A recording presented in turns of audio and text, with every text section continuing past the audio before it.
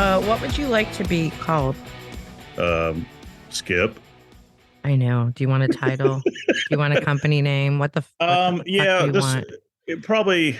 Let me help you. Help me help you look good. Well, you got your work cut out for you then, don't you? True. Just go ahead and say vice president of Crescent Mortgage Company and owner of Cairo Sales Group. And I know I'm like a British royal here. I've got that. This is the title that keeps going. And founder and host of the Big Skip Energy podcast. Basically, right. I want you to do a shameless plug for me up front. That's what I'm asking for right here. Well, guess what? You just did it for yourself. Hey, Warners, welcome to another episode of The Women Your Mother Warned You About. I'm Gina Tremarco with Sales Gravy. And if you didn't hear who my guest is today, I just let him introduce himself. I tricked him into it, and he fell in hook, line, and sinker. You should feel duped. This show is brought to you by Sales Gravy and Sales Gravy University. Let's go ahead and jump into this episode with Skip Wilcox. You just heard all of his titles and all the things that he does. Grand Poobah, everything. Yeah, all the things. And I'm excited to have you here. I know you're so excited. Oh, man. You have no idea. When I got the text, I said, it was like the call up to the major leagues. I'm sitting there in AAA and I had to answer the call. Awesome. So it was, Jeb Blunt calls this like an Easter egg hunt. Like all of a sudden you found the Easter egg. So I am your Easter egg. Fantastic. We said that once to a client, and that was a really big mistake because he was Jewish. And he laughed. I'm sure he did. But he said, that's so funny. He said, it's so funny since I'm Jewish. I'm like, oh, no. There we go. We got to swing and miss. Yeah, exactly. We got to have fun with this. You and I go way back. We do go back a ways. Yeah, a ways. We've known each other for a while. 2 years now. Thank you for having me on your show recently. Oh, thank you for coming on. Take a little moment here to shamelessly plug your podcast. Oh, so I get to plug my podcast on your podcast? Yeah. This is how podcast hosts help each other. It's called reciprocation. Right. And I appreciate that. Yeah. So give us a little glimpse into your show. The Big Skip Energy podcast was founded about a year and a half ago, and we're on season 3 now of the Big Skip Energy podcast. And Gina, you kicked off season 3 recently, and you are the number 1 episode for the season so far.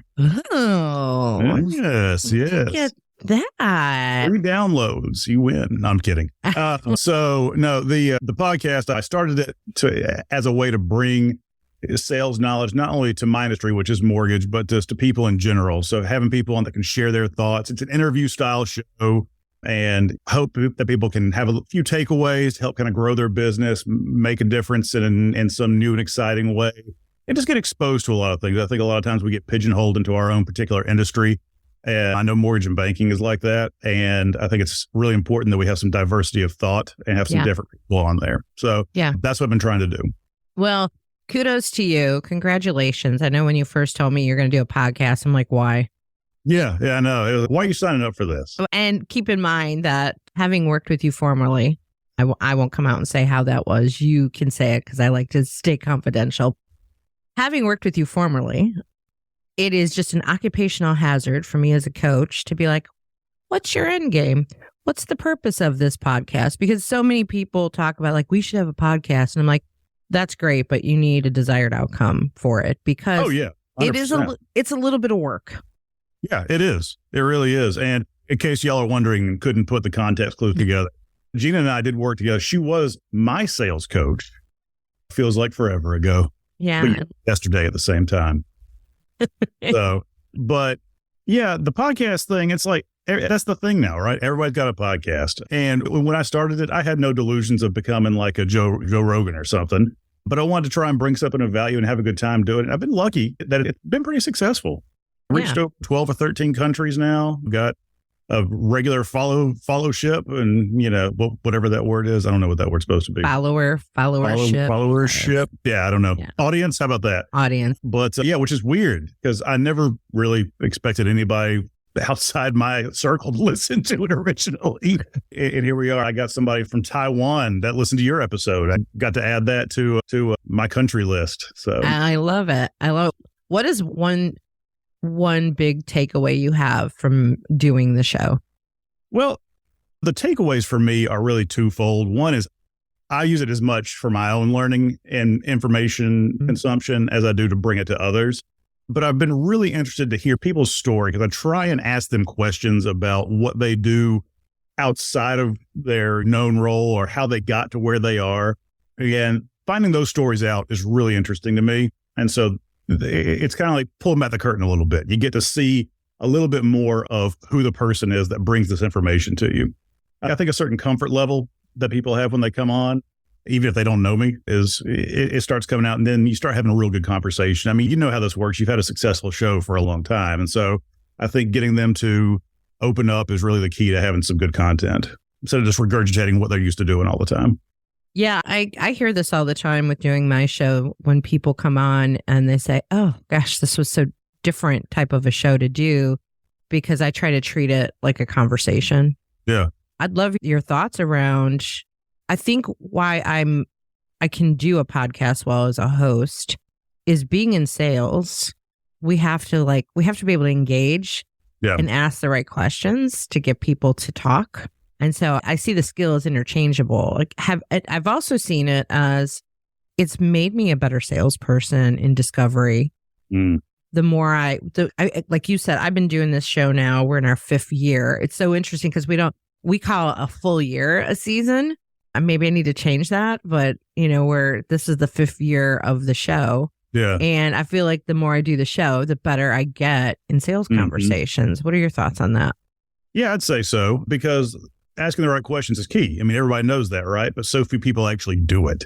And I think we're having a little bit of a move back right now in the sales training and learning environment to that discovery piece. I mean, I'm seeing a lot of the influential people in our industry kind of start to focus on that more. I know Lee Sauls is working on that right now.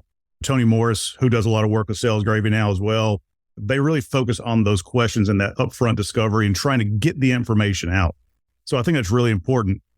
It's interview style and skills. I mean, that's what it is. Let's be honest. I mean, you're asking somebody to give you information to prompt the next line of questions. So it's the classic avoid the yes or no, but at the same time, you've got to ask questions open-ended, but that give you relevant information and not just some random shit that nobody cares about. Yeah, exactly. And I'm actually seeing a trend in this as well right now, working at Sales Gravy with the clients that I work with and coach, that one of the things that comes up over and over again is needing help with discovery. And I've been doing more of that work lately. And it's been fascinating to me, the true struggle that salespeople have with discovery. Like, I've been kind of blown away sometimes, because even through the training process, I'm like, you have to focus on them and what's in it for them. And then I give them homework. I'm creating discovery questions. And then the questions come back with putting it all back on themselves. How can we work together? How can I get you to work with me? I'm like, yeah, see, they're not framing the right context. And that may be an end goal of yours, and that's great, but that ain't their goal. That's not exactly. Exactly. And so, for me, having sold B2C and B2B in my life, the questions are obviously going to be different, but you're still trying to do the same type of thing. Yeah. And I think it's really important for people to focus on, and this is something that I've been fortunate enough to have kind of developed skill over the years, is reframing the questions to appeal to the person that you're asking them. You don't want to ask, for example, let me just give you an example. If I've got a customer in front of me that I'm trying to take a loan application for, right? I know that I'm trying to get the application complete. That's all fine and good. So let's say I want to complete employment. Well, I'm not just going to go to them and say, all right, well, where have you worked for the last couple of years? Well, that question sucks. It's boring. You could do maybe a little bit better and say something like, so what do you do for a living? How long? Oh, that's interesting. How long you been doing that? That kind of thing. Building on these types of questions, taking it in your head, take it the next step further. Keep the other person in mind, because you want a specific answer, but they don't know that, and then they don't care. So you've got to get the information properly. And see, by doing that and asking the right questions, you prevent a lot of the issues going forward in a sales process, not only from an objection standpoint, but also from just a internal processing standpoint for yourself and your own company. I know, like during the loan process, you ask the right questions, you're going to avoid a lot of the issues that prevent a loan from getting approved, or be able to head them off, or identify them early and call it a day. And so that's why it's so important that you frame your questions not only as or in the lens of the other person, but also ask them in a way that makes sense to them. You don't want to start throwing off our industry acronyms and everything, right? I mean, that's a classic sales thing. You don't want to start using jargon, right? Yeah. But it still happens all the time because we get super comfortable with it. Well, I had asked you a couple days ago in a text message of like, what's your secret sauce? Oh, you're pulling back the curtain. You did. Pulling back the curtain. Yeah. And one of the things that you said that is relevant to what you just said was that speaking the language of your prospects and translating what you do and sell into terms that they understand. Right. That goes hand in hand with that. Do you want to expand on that? Yeah. Basically, what I was saying via text there is you've got to speak their language. Like a lot of times if I'm talking to, or if I'm training a group of loan officers that goes out there and is trying to build a referral relationship, if I can say referral relationship with a specific realtor or realty group or whatever the case may be, or fill in the blank for your possible referral partner, right? A lot of times they're going to go and say, well, hey, I've got this process. I close loans in X amount of days, or I do A, B, or C. Well, that's great. But you're assuming that they understand, they being your referral source, they understand what that does for them. Because we think it's a foregone conclusion. Well, they should understand that. They should know what closing a loan in 21 days, or always meeting your contract date, or having a clean pre-approval or accurate proof, things like that. We always think that, hey, they should know why that's important. Well, yeah, maybe they do know, but you're not speaking their language. What does that do for them? So you have to put it in language. Let's say, hey, look, getting a pre-approval letter. Anybody who's bought a house knows that's the first step, right? Yeah. So if you have a good, accurate pre-approval letter, obviously that makes the borrower happy, but the realtor can take that and you say, hey, look, this gives you the ability to do A, B, or C, or prevents problem A, B, or C. You got to take the next step. You got to stop at point A and take it to point B, C, and D until you get to the language that they understand, which, and I use the analogy a lot, what is going to make their life easier or put more money in their pocket, because that's what you're trying to do. Y'all are trying to help each other build business. And so those are the keys there. I think the biggest thing there is what you're hitting on is like, don't make the assumptions. Like I talk about this all the time. Don't make an assumption that the customer understands what you're talking about. Even if you're like, I sell to salespeople, but I cannot make an assumption that they understand what I'm selling and how it works. Yeah, that's the thing. You can't make that assumption. And you go back to the mortgage industry. I bought a house last year with my husband. And the process, I've got so many stories about the mortgage process. Sure you do. One of the stories was when it was coming down to closing day and getting your bottom line number of what you got to bring. And we got an email from our closing attorney. And the email was like, it was related to us wiring the money. And we totally did not understand what she was saying in this email about wiring the money. And we're like, can we just bring a check? We're not comfortable with that was the issue. We weren't comfortable with wiring the money because we've never done it. Okay. But, it's standard practice in our business, but you didn't do that. Correct. It is now standard practice. It was not standard practice when we bought a home last, right? Yeah. I mean, it's in the last 10, 15 years. So you think about, I posted something on Facebook. I'm like, would you guys like, I didn't care if I looked like a moron. I just felt really uncomfortable because there's been all kinds of wire fraud issues. And I'm like, I don't know what I don't know. The point is that this paralegal was kind of a snotty bitch to us with right? She's like, this is how it's done. Like it was sort of like the tone was everybody knows that. And I think I had a snarky reply back. Shocker. No. I know. It's like, oh, yeah. Oh, no. She goes, everybody does it every day or something like that. I go, oh, yeah, I wire money all the time. I'm going to go to the Piggly Wiggly you wire right to the now. Nigerian prince every day. Yeah, I'm like always, yeah, can I wire money at the grocery store? Yeah, I do it every day.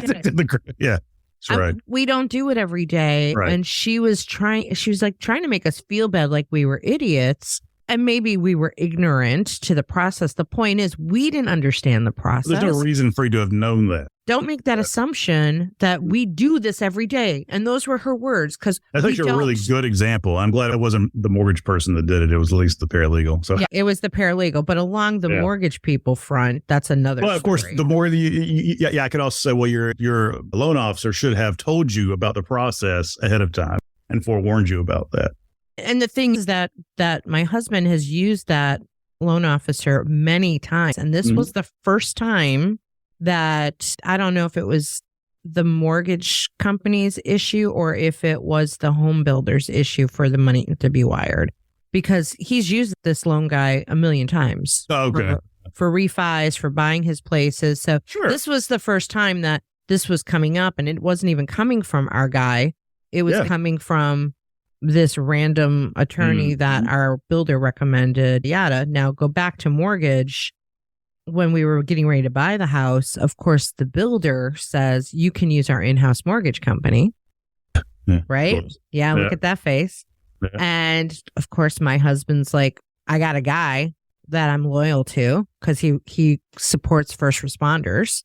I want to use him. Yep. And I said, yeah, well, let's just at least weigh it out and see what the builder comes back with, right? Because they've got credits and yada, yada, yada. Oh, yeah. Oh, that's a different discussion for a different day. Exactly. Yeah. Exactly. So we needed a pre-qual letter, right?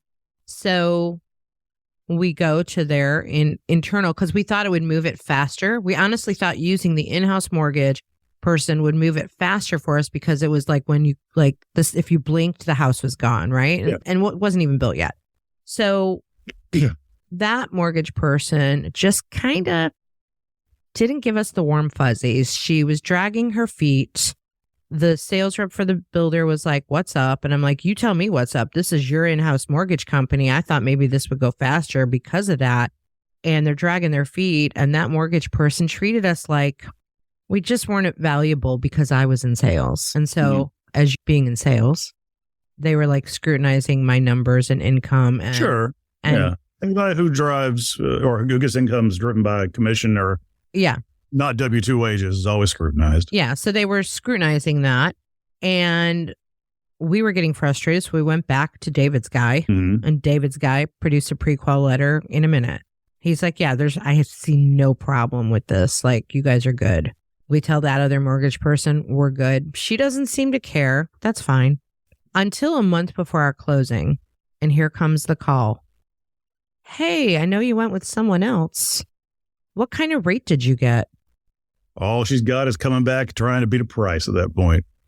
I felt, I was so offended. It felt like such a violation of let me see you naked. I'm like, whoa, where'd you just come from? We're not going there. But it felt like this weird, icky, creepy kind of reaction. I said, we're good. Thank you. Yeah. Isn't it funny, not to shift topics on that, but not just in mortgage, but any business or any sales thing, everyone always says, focuses on, all they care about is price. All they care about is this, that, and the other. Yes, price. Isn't it interesting, though, how loan officers always say, well, all the customers care about is their rate.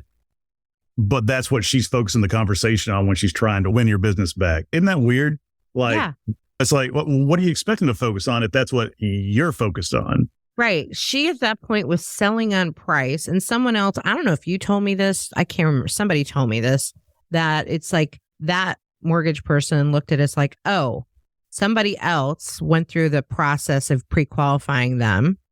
Someone did the heavy lifting. We know that they're qualified. Now let's go in. That it felt really shisty. Like let us go in now because we know they're pre-qualified. So let's try to win them over with price. And was like, well, what's the rate? I said, we're good. I wasn't going to tell her. And she kept going at it. Like, we just want to see if we can give you a better rate. And I'm like, we're good. I wanted to say, I'll pay a point more to not work with you. Like, I'll pay a premium to not have to deal with you. Yeah, because that's the point, right? That speaks volumes to your existing LO's relationship with you guys and how good of a job that he's done with that. So exactly. I think that's something that, and frankly, I'm kind of proud of you for doing that. Right. That is it. It comes down to the value of the relationship. Yeah. My husband has worked with him for years. Every time he buys. And here's the thing, like that LO's not even in our market. He's located up in Pennsylvania. So my husband's worked with him that long, over a couple decades. Right. And continues to work with Philadelphia. Right. Yeah. So continues to work with that guy. And so this person then became, I got to tell you this story because I think you're going to enjoy this. Show some story time. She keeps going on about, tell me what you got. Tell me what you got. I'm like, we're good. Well, I am, kid you not, these are the words. I am required to find out why you went with the other company. That's a pretty easy answer. Oof. I was like, are get you your pen and paper ready, baby? I got something for you. I was like, is she that stupid? I am required to find out. And I just was like, Gina, don't be ugly. Don't be a Karen. No. Right? Because it's not going to do any good. Right. So I just respond back. I said, well, to be honest with you, they made us feel like they cared about us and like we mattered.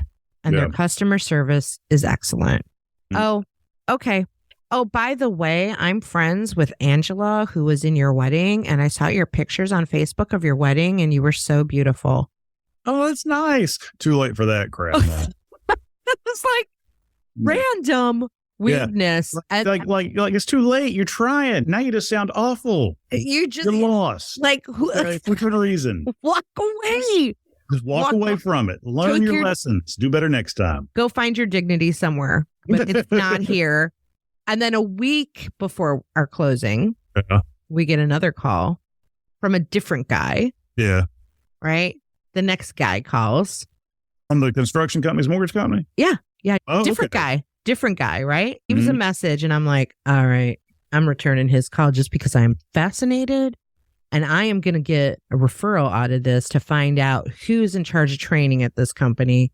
Yeah. Because they truly need help. So I'm going to return his call. So I return his call. I'm not going to make you name names, but I can pretty well guess who your company is talking about. We can talk about that off. Yeah, exactly. Yeah. I'm not going to disparage. No. So this guy, I call him back. He's like, hey, yeah, I'm John. And I see you were building a house with us and wanted to make sure you got your loan in place. What's your closing date? I said, a week from today.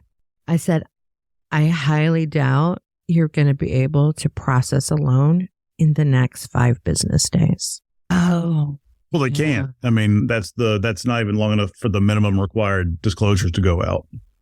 Right. So then I was like, who is in charge of training? I'm like, how do you not know that we're closing next week? How do you not know that? Should have been from the first conversation with the other lady. They should have that in the file. Well, that's when I'm like, I'm happy to have you here. I want to ask you some questions about the process. Hey, while I've got you on the phone, by the way. And I tell him everything that happened. I got some questions for you. So he was the new guy. He just started. He didn't have a region assigned to him yet. And they just gave him a bunch of files of clients that did not happen. And here, go for it till we figure out what we're going to do with you. Go make these calls. And I said, I am so sorry. That is really shitty. That is really shitty that they dropped these in your lap and said, go for it, because the probability of any of these happening. Oh, so slim. You have to be beyond skilled and have perfect timing. And be able to truly convince someone. And like you said, there was not even enough time. No, there's not enough time for that. Now, I mean, you got 3 days for your initial disclosures and you got to have 3 days for the CD. So you're already looking at 6 business days there. So, I mean, I had to share that story with you. What is going on in our illustrious mortgage industry. I do appreciate you're a pretty smart guy when it comes to. I've always enjoyed my more like technical stuff. Why is that? I find it so boring. Well, first of all, I'm fascinated by business and how business works. Oh, I thought you were going to say you're just fascinated by me. And I was I'm fascinated by you. So I'm kind of geeky with that, which reminds me. So I just got back from Chicago where I was spending time with two of my coaching clients who sell trucks, but they also finance. So it's two different companies. And so I did ride-alongs with them all day. And we just targeted trucking companies, walked in, tried to get appointments. And the trucking industry in Chicago is really interesting. I'm sure it is. I'm sure it is. I mean, it is. We walked in and they were either Serbian, Russian. They're all Eastern European owners that we walked into. But one that we walked into was so fascinating because he was the CEO of the company, but he started out as their CFO and accountant. And so he had this econ background, and that's how he ended up in the trucking industry, even though he too was Serbian.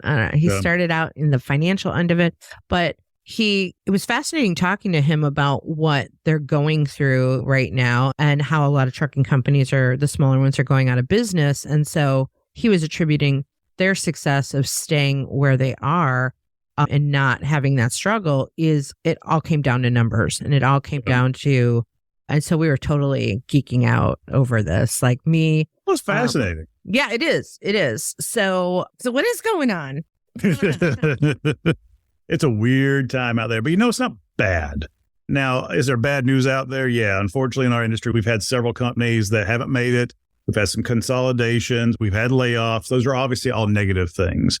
But if we can change this mindset into something of a more positive, like, let's look at the bright side of things. So let's look at the good news and focus on that instead of things that we can't control, like companies merging, closing down, that kind of thing. I say we as mortgage professionals.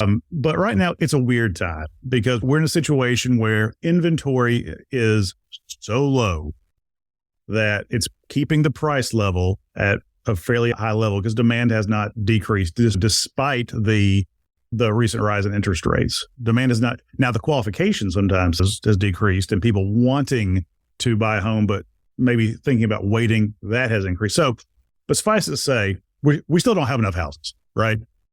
And so that's still keeping prices up. There's still business to be had. The challenge that we're having as an industry right now is everyone's having to work 10 times harder for 1/4 of the business that they're used to having. And I don't mean off the record years of 2020, 2021. I mean, just in general. This is probably the slowest mortgage market. Opinions and numbers vary on this. Let's just say in the last several decades. All right. And so it's really interesting. And there's so much focus on the interest rate right now because they shot up so quickly. People have had sticker shock. But a lot of the economic news is hopefully pointing to some easing in that area. But it's a very uncertain time. And uncertainty does not breed happy things from an economic financial forecasting standpoint, right? People don't like uncertainty. So, I mean, on one hand, a couple of weeks we had a great jobs report. And for those of y'all that don't know, jobs report is good if we add jobs for the economy overall. However, mortgage rates are more driven by generally negative economic news. So I'm not going to go into a whole economics lesson here, but we have a jobs report on one hand, so that hurt rates. But then a couple of days ago, we had the administration coming out and saying that they think that they have successfully curbed inflation now. Whether they have or haven't is a different discussion for a different day, but that's been poked out. So having inflation under control, that helps mortgage rates. So it's all over the place. It's going crazy. It's a very weird time. It's really interesting. I don't know if you want to, I'm going to take you there anyway. Okay. All right, let's do it. Let's get nuts. Let's do it. Your perspective on this, I don't know all the details, so I'm not going to say I understand all the facts. You probably know better than I do. Oh God, this is going to be good. Those with good credit scores paying more. Those with bad. Right. Yeah. Yes. Can you give some insight? News lately? I hadn't noticed. Can you give some insight on it? I would love to give some insight on this. Now, this is not going to be value judgment here, okay? So I'm not going to say whether it's right or wrong, but I will say... Just your perspective. Just kind of spelling it out and taking the sensationalism out of it. Good. All right. So there have been changes to the way that rates are calculated for certain loan programs, the core of mortgage financing. All right. And those adjustments are based off things like credit score, the amount of your down payment, that kind of thing. All right. Now, those have been in place for a while, but there have been recent changes as of May 1st that made the adjustments to rates a little less severe for people on the lower credit score end of the spectrum and have increased slightly on the higher end of the spectrum. So it is easy to look at this as a Robin Hood mentality. I'm stealing from the rich to give to the poor kind of thing, for lack of a better analogy, right? But is that really what's going on? The question, I think, is really more of an impact question. How is it going to impact? And I think you're going to find that it's just simply not like somebody with a 780 credit score now all of a sudden not going to want to buy a house or not be able or be priced significantly more than they were before. No. Are they going to have to pay a little bit more? Maybe a little bit. It's really kind of funny because but why do they have to pay more? Why do they have to pay more even though they have a better credit score? So because Fannie Mae, Freddie Mac, the two government-sponsored enterprises that back these types of loans that we're talking about here, right? They have got a charge to encourage homeownership. And the administration has just said, okay, now let me back up here. The Federal Housing Finance is who oversees Fannie and Freddie, which is separate. It's not the White House. It's not Joe Biden. All right. Directly anyway. But there is a desire to try and encourage homeownership along what some lower credit score echelons. At the same time, Fannie and Freddie have a mandate. They have to make money. Okay. So they're going to try and make it easier, but they still want to make their money too, right? So they're going to take it from one party and shift it over to the other. That's what's going to happen. That's the driving force behind it, because essentially they still want to make their profits, but they also want to encourage more home ownership, which is interesting because it's not like we've got a lot of houses left to buy right now. But I've seen people say, oh, this is going to lead to the next subprime disaster. This is going to be this. No, it's not. It's just not going to do it. And really cool, yesterday, the announcement came out. I don't know if you've heard about this.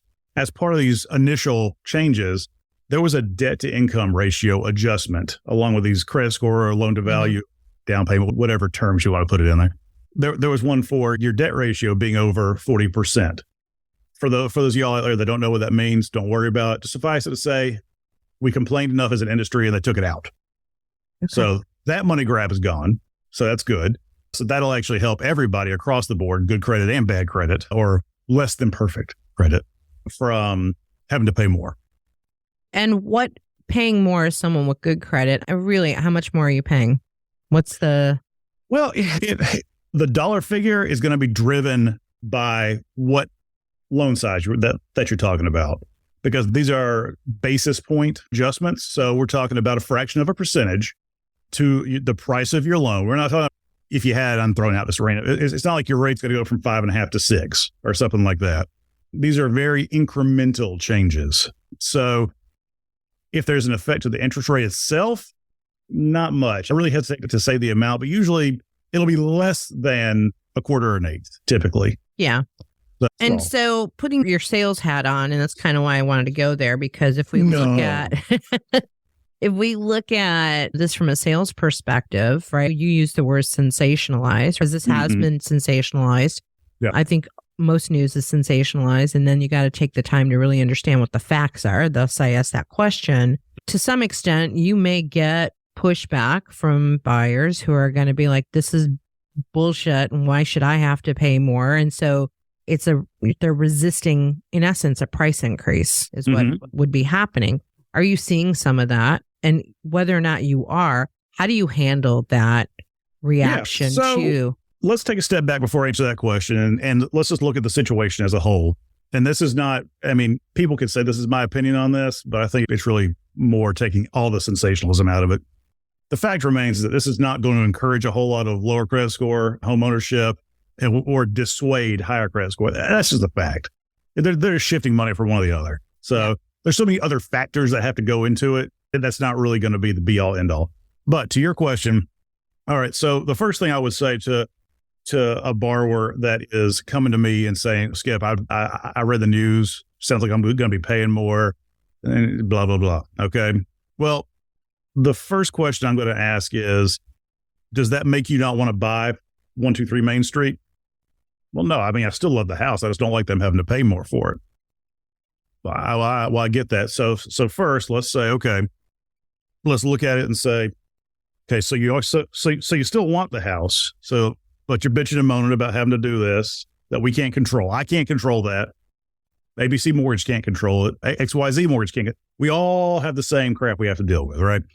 So it's a matter of want and desire. Do you still want this house? Does it still do A, B, C, and D for you by buying this house? Yeah. All right. Let's go ahead. Let's push what we can't control to the side. Let's focus on why you were here in the first place and continue on going forward. Yeah. That's the first thing. That's the first thing I do, because it's a lot of bitching and moaning. It's not real legit concern. Right. It's not keeping people from wanting to actually go through with a transaction. And I think it's really important for salespeople and for our listeners to take that in perspective, whether you're in mortgage or any other industry. It really does come down to what was the desire in the first place for the product. 100%. Why are you buying a house? Yeah. And by the way, if you're a loan officer listening to this, or you're a realtor listening to this or whatever, and you're not asking your prospect why they're doing this in the first place, you are missing the boat big time on both helping them and generating referrals in the future from that person. That should be like discovery question number one. It should be. But a lot of times, the vast majority, just like with any other sales industry, the vast majority of loan officers out there are so focused on that transaction and trying to get the nuts and bolts together, they forget to ask why. And so it's like square one discovery, but it gets overlooked so often by everybody. Yeah, I, a month or so ago, had talked to a real estate agent that was a lead that came in for coaching, and she had shared with me that she basically, bottom line, I wrote a blog about it, was looking for like a magic pill, a magic bullet. She had been doing allegedly $40 million in home sales and last year, and through the first 4 months of 2023, she was at 700,000. Which is not surprising, by the way, even if she is good at what she does. Yeah. And so she was coming at this with like how desperate she was to. Oh, well, can't be desperate. Right.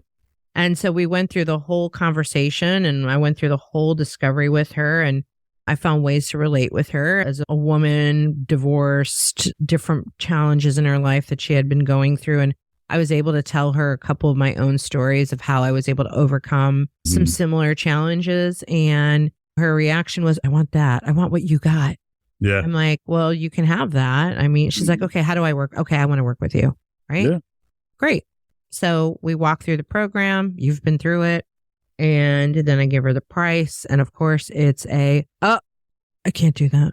And I said, well, let's dial back a little bit. Here's what you shared with me. Kind of what you're telling, like, did you not say you needed help with this? Because clearly you do.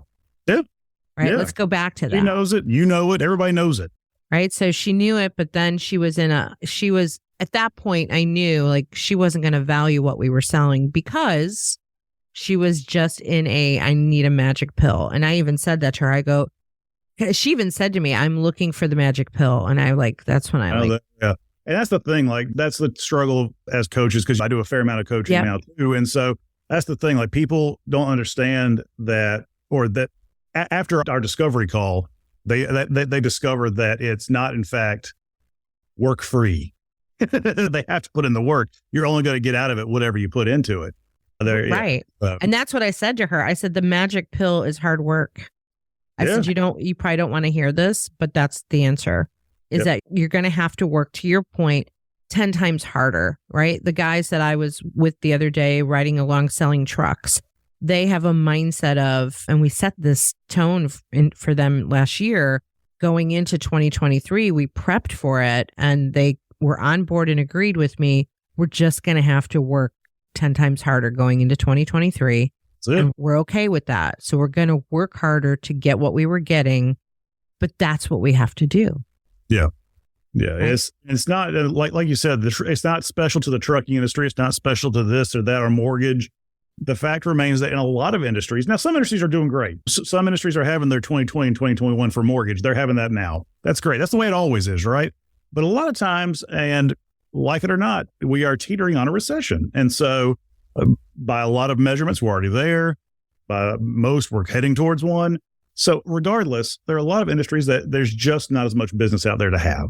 So we have to change what we're doing in order to get the share that we want out of that. I'm going to ask you another interesting question. Okay. This came to my mind. So I may have heard on some kind of town hall. Oh, goodness. I'll just leave it at that. Okay. What is your perspective on our debt as a country and the potential of, I may have heard someone say, oh, we're going to have to default? I will say, now granted, I am no professional economist or policy. I know, but you're smarter than me at econ. So that's why I like to ask you these questions. So first I'll say I can understand why we would say, oh God, we're heading for a default more so now than we have it when this problem has crept up in years past. I can understand that. I truly don't think we're going to default on our debt. I really don't. I think they're going to come in at the last minute with some sort of arrangement to either raise the debt ceiling and or correct what needs to be corrected here. So the circumstances now are a little different. And there are a couple of different methods out there that the government can use to alleviate this problem. So it's just going to be a matter of who's going to sacrifice what, who's going to compromise where to make it happen. You got a Speaker of the House right now who desperately wants to keep his job. And so he may or may not want to, he doesn't want to do anything that's going to end up costing him his position, most likely. And this is not politics one side or another. These are just simply facts. And on the flip side, you've got people that are trying to get participation from the opposite party to come over to make this happen. And it's a whole juggling act. And something's going to have to give. And I think it's going to give at the last minute. I think we're going to teeter. And it's going to be one of those things where midnight, they're going to ink something to help go. And you probably support me on this thought process, is that we cannot get caught up in that drama as salespeople. We still have to go out there. We can't control it. There's absolutely nothing we can do about it. But you still got to go out there and sell, and you have to do it in the mindset of, this is my opinion. I go out there in the mindset of everything is awesome. Well, until someone tells me it's not, I'm not going to worry about what could happen. Correct. So I'm going to continue to behave and make my decisions based off what is going on now versus what could happen. I mean, I could walk out the door of my hotel I'm in right now and get hit by a truck. Does that mean I'm just not going to leave? No. Right. So how do we deal with buyers and customers that are not going to subscribe to the same attitude you and I are going to subscribe to, and they're caught up in the drama and fear of what could happen, and therefore that's their objection now for not buying? Well, I think it comes full circle. First of all, you should never make a decision based off fear. Fear is never a good emotion to base any of your decisions off. Yeah, but how do you outright tell a buyer that? I have, but it depends on who you're talking to, right? But it kind of goes back full circle to our conversation at the very beginning about putting this in terms that they can understand and relate to. Say, look back at their situation. Is this something that they need to do? They say, Skip, recession's coming. We're going to default. Going to be a massive recession. I could lose my job. Then we'll just have bought this house. We're going to lose the house. It's like, oof. First of all, we as salespeople or mortgage originators have got to, again, understand the gravity of what the borrowers or customers, whatever you want to call them, borrowers in our industry, are looking at in terms of their side of the table. This is the biggest financial decision that they are likely going to make in their lifetime, whether they realize it or not. They have to understand it. We have to remember it. And so treating it as such is one of the first steps to kind of dictating how that transaction goes. Because if you acknowledge, hey, this is a big deal, but here's what we're going to do about it. And then you take them down that path, it's going to help alleviate a lot of their fear. Fear comes from uncertainty. A lot of uncertainty can be controlled by the way you dictate that transaction. Now, does that mean they're still not going to come at you with concerns? No, of course not. Is the right answer to be like, nah, don't worry about that. It's fine. No, it's not. Because it is your job to be the authority, to be the advisor to these people. And do you have to be a master economist? No, but you got to have a good understanding. And if you don't, then yeah, you're going to lose some deals. So now's the time also, if you aren't already in a position where you're comfortable discussing things that impact your business, economics or whatever the case may be, if you're medical, whatever's going on with that, it doesn't matter what your industry is. If you're not able to have a good, large macro conversation, you really need to start educating yourself. This would be a good opportunity to start.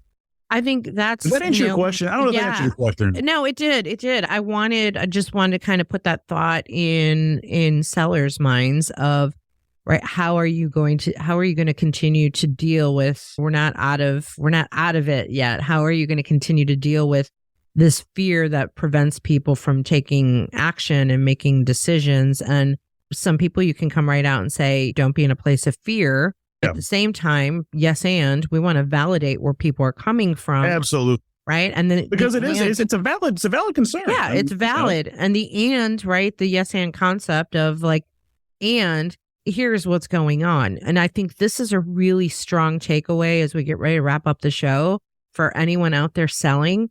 I'm not great at econ. That's one reason why I bring Skip into these conversations, because he's got that knowledge. But you can have a little bit of knowledge that's going to help carry you in these sales conversations.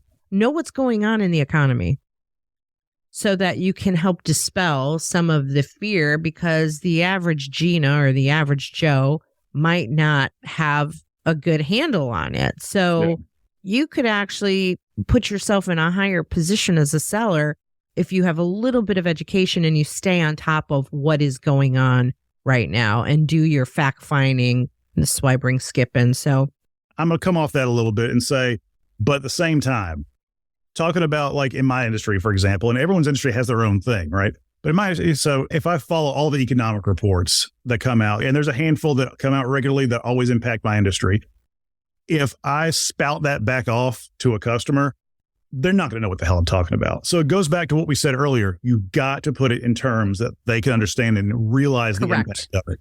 Because if you don't, they're going to come off confused, intimidated, or offended. Yeah, correct. More than likely. Yeah, and so it's just, you have to talk it. I would say talk it in fifth grade terms. Like, well, yeah, I don't really like using the fifth grade term. that makes your recipient sound dumb. But it's got to be easy enough. It's not about being dumb. You're right. You got to make it easy enough that I can, like, I'm going to say, tell me in fifth grader terms, because if I'm not well versed in economics, and listen, I'm as guilty of doing it as anybody else. It's things that I catch myself doing.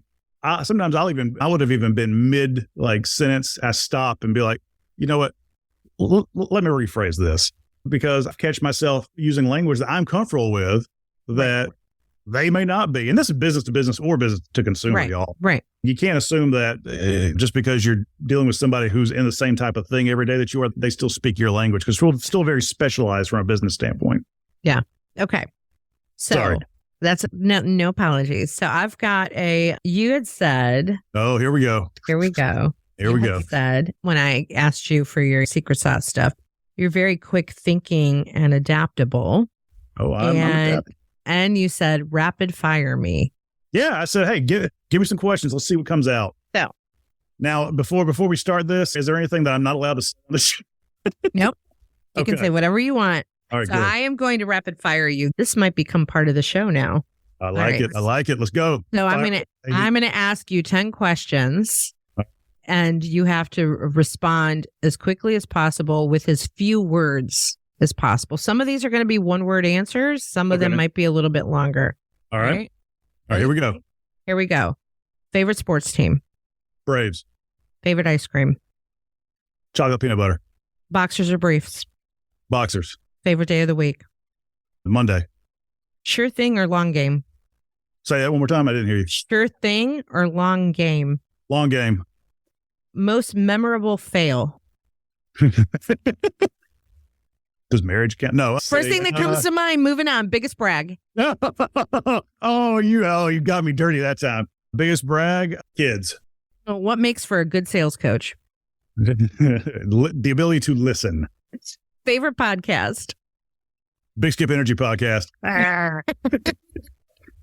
And last but not least, what people would be surprised to know about you? Oh, like something that people will be surprised to know about me? Oh, do not slow down the answer. Yes. No, I was just making sure that I understood. What people would be surprised to know about Skip? Oh, let's see. That I am a massive Star Wars nerd. Okay. Well, it is in your LinkedIn profile, but we'll take that. It is, but most people don't read that. That's why I put that down there at the bottom to see who really actually reads the description. Yeah, you know what I put in my LinkedIn description to see if people will. Have you read mine? Not in a while. Okay, go back and read it. All the way at the bottom. Got to go all the way at the bottom. You're not going to do it right now. Oh, no, we're doing it right now. You've got 10 seconds to do this. All right. It's somewhere at the bottom because I always forget about it. I need to update mine. You do need to update yours. I know, I do. Daughter of a mobster. There it is. You're still reading. It's true, though. It is accurate. And if you don't know that story, then you need to listen to Gina's episode on the Big Skip Energy Podcast. Available now on YouTube and wherever you get your podcasts. Nice. All right, Skip. And if people want to reach out to you for more of your intelligence and wisdom, what are the best places for them to reach out to? Best place to find me is going to be either on LinkedIn or at KairosSalesGroup.com, which is KAIROS salesgroup.com. There's two S's there back to back. Kairos Sales Group. We'll put that in the show notes as well. Thank you, Big Skip, for being here on the Women Your Mother Warned You About today. Well, thank you, Gina. It was a pleasure. Awesome. Thank you, listeners, for listening to this episode brought to you by Sales Gravy and Sales Gravy University. And hey, you want to up your game? Go check out salesgravy.university. Now, great stuff, y'all. Great stuff. Thank you. Great stuff. Last count, it looked like 224 courses or more. We add them daily on demand and live at salesgravy.university. Even I have a couple courses there that you can take. So go check that out. And we will see you on the next episode, both on YouTube and you can listen to us. So you get to see Big Skip on YouTube. Check it out. Check it out. We'll see you guys later.